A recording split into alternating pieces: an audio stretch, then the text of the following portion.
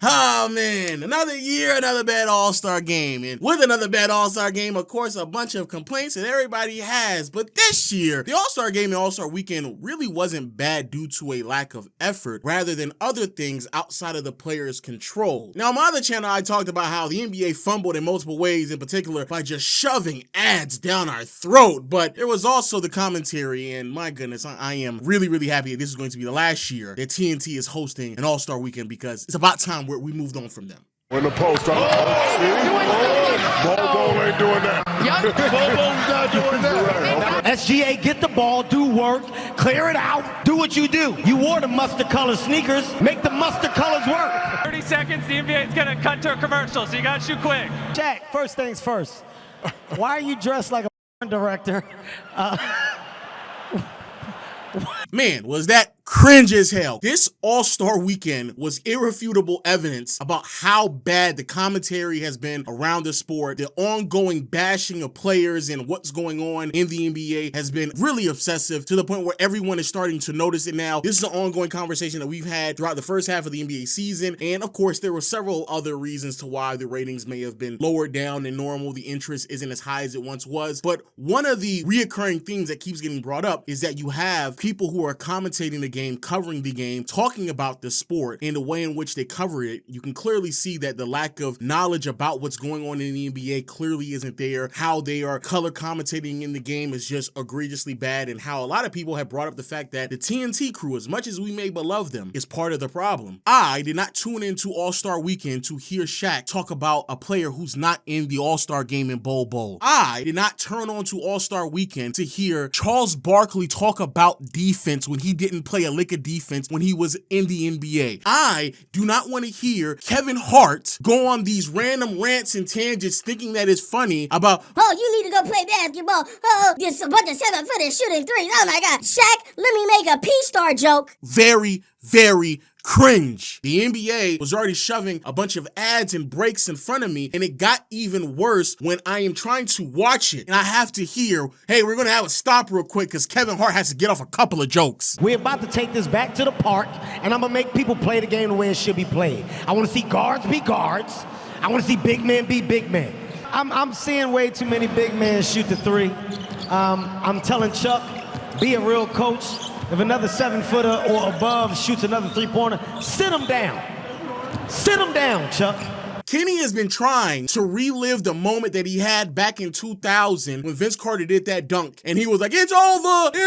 Like, he's been trying to recreate sound bites for 25 years. I'm done. Mac McClung made a dunk. Here you go, Kenny. Allow me to reintroduce myself. My name is Mac. Shut up. But this year, they had even something special for us. That special treat was Draymond Green. Oh my goodness, Draymond. The sound bites that he gave us were so impeccable, and for whatever reason, a person who claimed that he wasn't going to participate in old media shenanigans got in front of television when it was his time to be part of the broadcast and did nothing but a whole bunch of old media shenanigans. I think the physicality has been taken out of the game, and to me that's boring. The old style of refereeing will come back, where if you've earned stripes, you get a better whistle. That's just the way it used to go. And now it's not that way. And then you question why is the game boring? NBA All-Star Game due to ankle soreness, as there's a sad reaction behind us, and Draymond's first reaction was, I could have told you that an hour ago. I just know he's been dealing with that. He took a couple games off last week, and then I think he played one of the games with Luka. It's kind of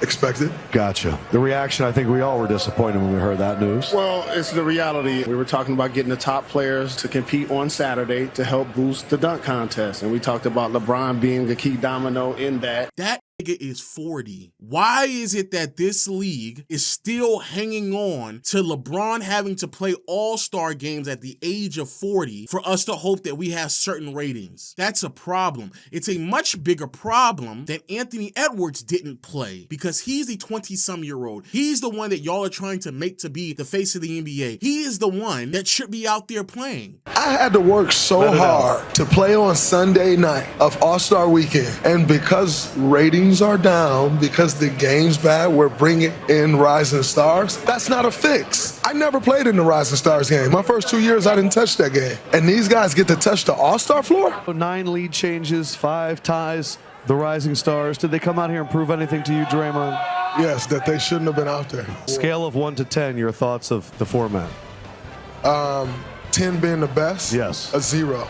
No, I'm not gonna lie, Draymond is spitting, but the problem that I have with Draymond saying this, and similar things were said about other NBA players as well, when you all acknowledge this, you all have to also say that the reason why there even has to be some type of revamping of a game that effectively has stayed the same for 40, 50 years, the reason how we got down this path is because of you. I don't know why you think that it will be serviceable for you to come up there and complain about a solution that someone had to come up with due to your generation not deciding to show up during All-Star Weekend. That would be like me and my fat ass complaining about someone trying to put me on a strict diet. Oh my God, why you have me eating broccoli? Why am I on a caloric deficit? Why can't I drink soda? Why you got me just drinking water? I'm complaining, but the objective is for me to lose weight. Well, if my fat ass actually stuck to a diet, no one would have to come in and tell me how to diet. But I can't then complain about somebody telling me how to diet when I'm the one who's doing wrong. I would shut my fat ass up and stick to the diet that a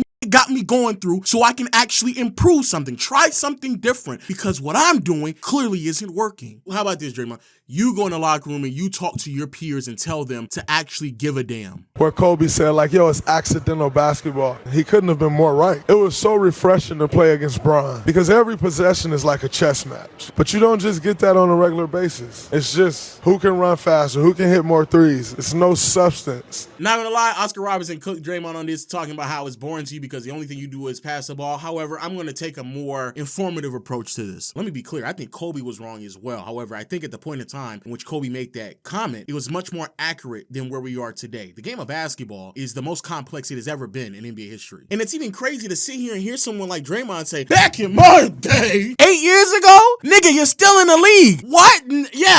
Yes. 8 years ago, it was a chess match going up against LeBron. Yes, of course it was. He's one of the greatest minds in NBA history. Of course it was. Then when it comes to the Spurs, pretty sure it was a chess match then, my nigga, pretty sure. You also, though, participated in a point of time when you had teams like the Philadelphia 76ers purposely losing. I'm pretty sure that was not a chess match to you, my nigga. I'm pretty sure that was tic-tac-toe. I'm pretty sure right now, when you go up against Jokic, it's a chess match. I'm pretty sure. Yes, when you go up against one of the greatest minds in NBA history, it's going to be a chess match because that's who it is. However, all the other teams in the NBA, they're not chess matches because they don't have one of the greatest minds in NBA history. That's not something that's unique to the time period in which you performed in. That's how it was everywhere. But the person who might have been the absolute worst wasn't even at the All-Star game itself. It's been Stephen A. Smith's coverage. The bias, the lies, it's ridiculous. My personal opinion is I don't believe an international player can be the face of the NBA. I know they're global iconic figures, their popularity extends globally, but the NBA is an American-born sport, and it needs to resonate in America. And if it doesn't resonate in America, then it's not going to matter to America. Not to say they can't be popular or what have you, but I just think about it that way. Now, I'm trying to learn from my old ways instead of just throwing around labels, but I don't even know what other way to say that outside of just being very xenophobic. Stephen A. Smith, you are a black man. You rooted for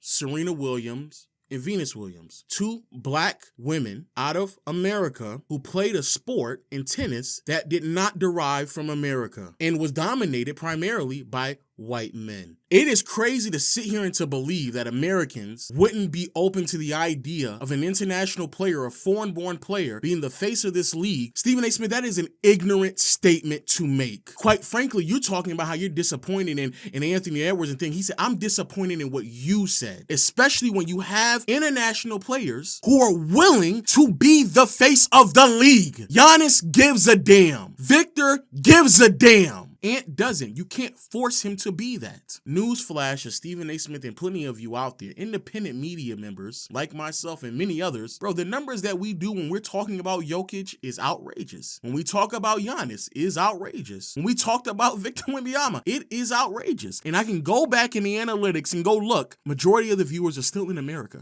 It is your job to accurately depict what's going on in the NBA, not based off of what you feel like might or might not happen. Give me what actually is occurring. And if it comes out that the player that is the most charismatic, the player that actually gives a damn, is an international one, I don't care about your feelings. We are talking about what the reality is. Complete and utter joke of a comment that was.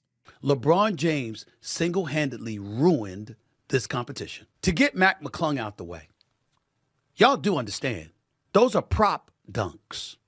That's right, I said it. Griff, don't be offended. Don't be offended I'm talking about your brother like that. It's the truth. It's the truth. He doesn't dribble. What? You saw a man jump over a car and your complaint was, oh, that's a prop dunk. He can't even dribble when he dunks. Seriously? That's your complaint when a man jumps over a car? What are we doing at this point? What are we doing? There's always assistance, or he's always getting some running start. Did you see Dwight Howard versus Nate Robinson? I could have sworn that when Dwight won the slam dunk contest, he didn't dribble either. He was actually a bunch of props as well. So Dwight's first dunk. Okay, no dribbles there. Okay, so no dribbles for Dwight's first dunk. Okay. So running start, no dribbles. Okay, running start again, no dribbles. Okay. He definitely not about to dribble because the ball is already... Oh, fuck! I'm done. I've never in my life heard somebody say that I'm going to criticize someone jumping over a car because he doesn't dribble just for you to then turn around and name a nigga that used a bunch of props and didn't dribble. Shut up! Y'all just complain just to complain. You rewrite history just so you can complain. What Mac McClung did over the last 3 years to save the dunk contest. Let's stop talking about him like he's on those brothers level. It's not true. But you have to make it seem that way because at least he had the decency to be fearless enough to participate, which is more than we could say for a whole bunch of brothers legitimately in the NBA who are stars, who want no part of this competition. And it all started with LeBron. Dr. J participated, David Thompson participated, Dominique Wilkins participated, Michael Jordan participated, Vince Carter participated. He went from Dominique Wilkins, which was in the late 80s, and jumped all the way down to Vince Carter. Why are you not saying anything about anyone in the 90s? The slam dunk contest was so goddamn garbage in the 90s that David Stern canceled it in 1998. Why is that? Here are a couple quotes for you. What people had to say back in 97, 98. Charles Barkley said that it was the same dunk over and over. Kobe Bryant, it's been down the past few years and competitors have not stepped up. The exact same criticism people have now they were having in the 90s. Dunk contest was so bad in the 90s that you had Darrell Armstrong doing a layup in the middle of a dunk contest. So this idea that LeBron ruined it when literally 3 or 4 years before he came into the NBA, it was already viewed as a dead product. Shut the fuck up, Stephen A. Smith. I'm tired of that shit, bro. God damn, bro. Stephen A. Smith, you were terrible this weekend. You were god-awful. I don't want to hear NBA players complain about a format that is trying to fix a problem that you all presented. I am tired of hearing TNT broadcasts sitting there shitting on players, not knowing what the hell they're talking about, bringing up bowl people who are not in the game. I'm tired of that, bro. At least 3 or 4 days without any NBA games, going to be really hard to watch all this negative, ill-informed bullshit because the media is garbage.